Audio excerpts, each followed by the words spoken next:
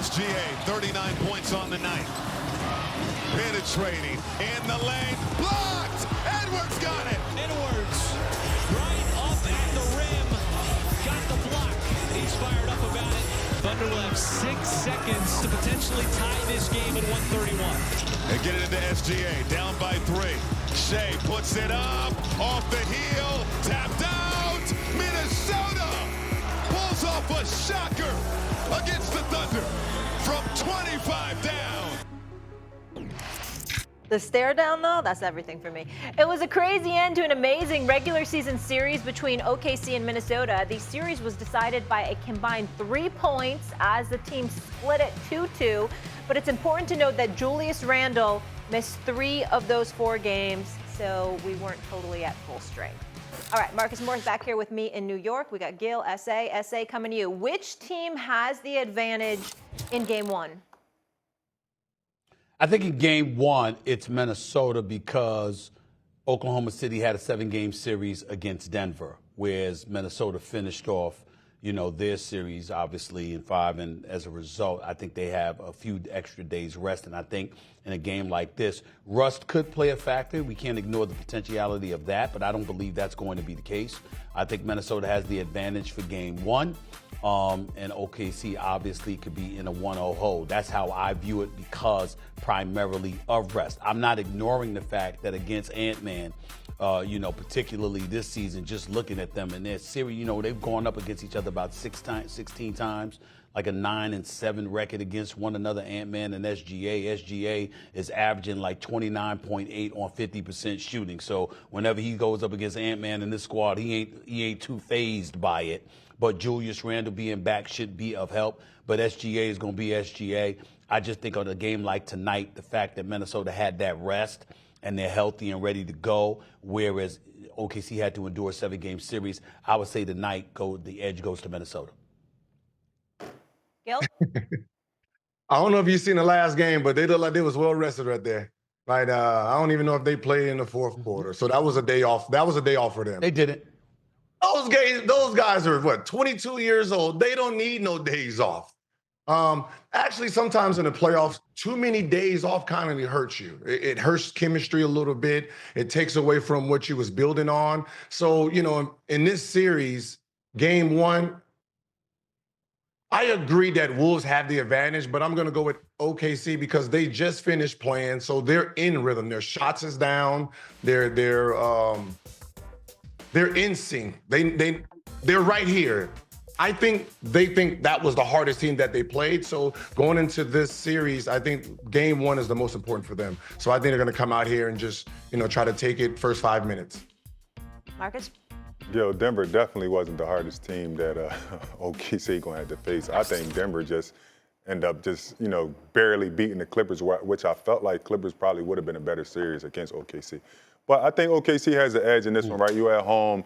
It's the first game of the tournament, and quite frankly, SGA is playing at a high level. I think he's found his footing. So it'd be like very intricate to see if he continues to build off those last 3 games. Actually, we shot 60% from the floor, right? Like he's basically found where his shot needs to be at, and I think I got to give them the edge. But having those extra days off for a team that's locked in like Minnesota, I don't think it actually hurts them. Like I think it gives them time to be able to scout and watch OKC and how they're approaching this playoffs. Obviously, the matchup is different, and you got to bring different things to the table. But I got to give it to OKC because of the way SGA closed out those last 3 games. OKC's favored by 7.5 tonight. Stephen A.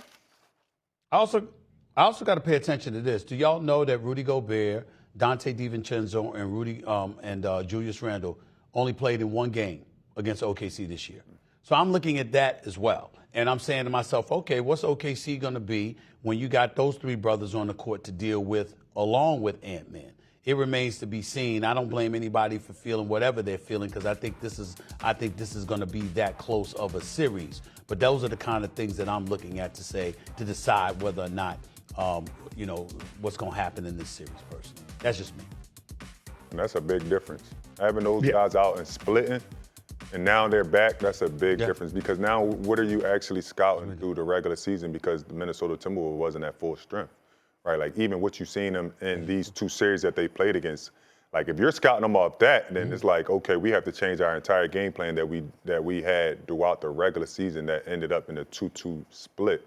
So now with that being said, I say I'm happy that you said it because I didn't know that.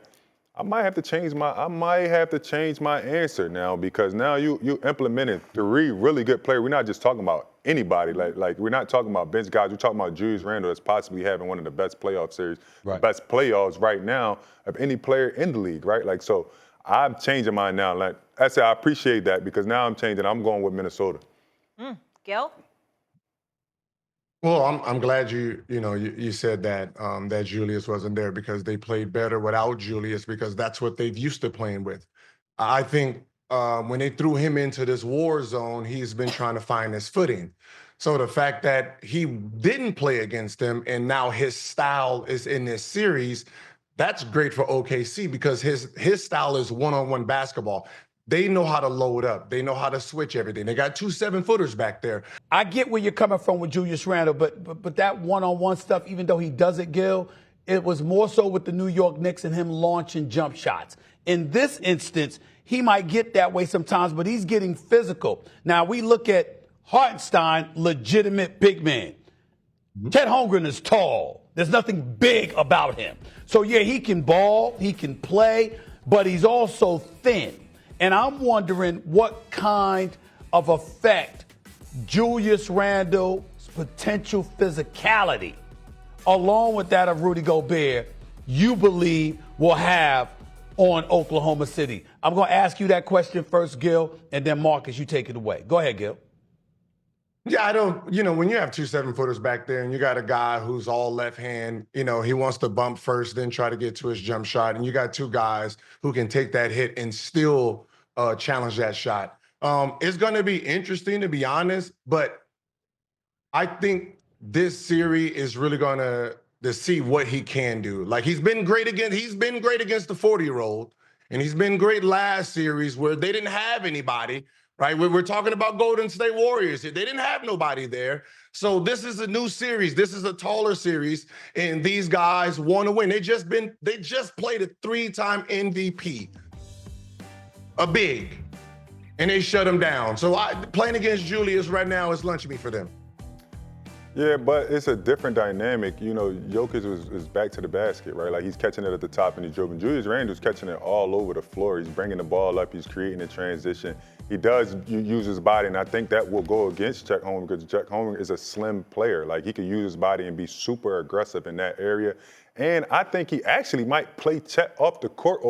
One of them bigs are not going to be able to play for OKC. Like you're going to have to spread that out, and maybe like even if you watch at the end, they didn't win with Hartenstein. They won with Caruso guarding a big fella, right? So I think that dynamic might actually change. I think that if Julius Randle does play well, you might have to figure out how to get Chet minutes because now that big body does play a part. He has the length, but if you put your body on him like Julius Randle, aggressive dog, he's figuring out where to play. And under Finch, he's a way different player than he was in New York. He's had a lot of success under Finch, and Finch is getting this guy to play the right way.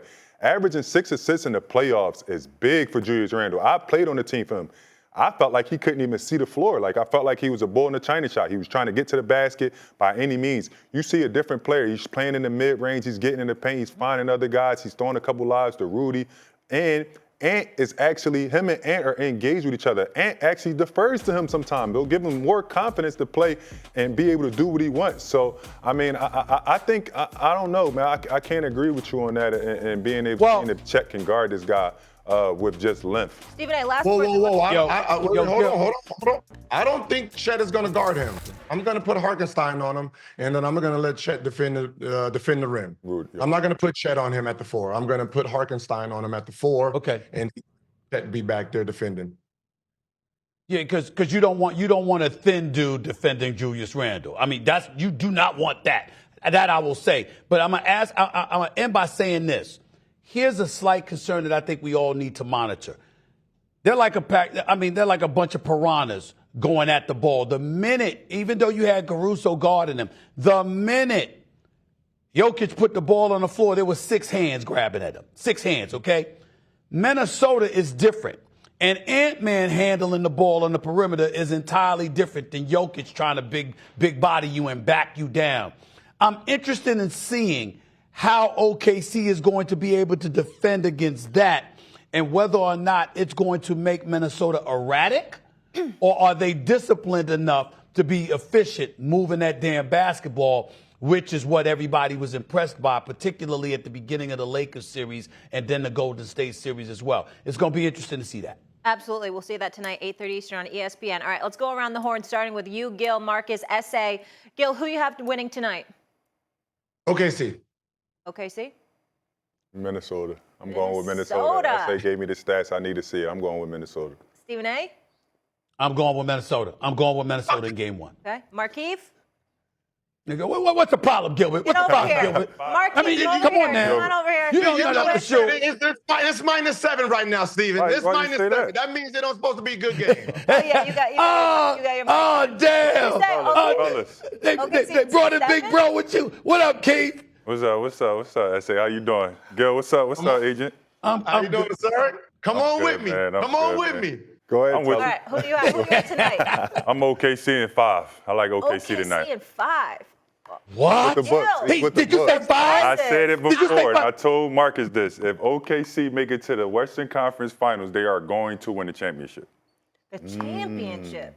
Bro, Wow. hold on, peeps. That's very disrespectful. I mean, 5 games? 5? That's very disrespectful. No, everybody got their own take. Why OKC in 5? Gil made a great point early on when he first started talking about OKC. They've been the best defensive team the entire season. When you get to the playoffs, you have to be able to hang your hat on something. And I'm hanging my hat on defense. And I agree with Gil with that. Okay. Because we talked about like how OKC couldn't score. Minnesota don't defend? You saw it first. Minnesota don't defend. That's Just what I saw it thought. firsthand, Markeith. They defend at a high level, but OKC has been defending the entire season. They have been the best defensive team in every category the entire season, and it's showing up in the playoffs. It showed up last game when they made an adjustment. All right, and took Joker out the game. We're going to leave it there. I'm going to need you. You're warmed up now, so we're going to get you a chair. Molly, We'll get you a chair. You see the brother warmed up. The twins are coming to take my job. Yeah, and one's about to be right here. He walked in there like Terminator, didn't he? S.A., you're in playoff form. You can handle it. Stephen A. versus the world. We're getting you a chair, Markeith. You're warmed up.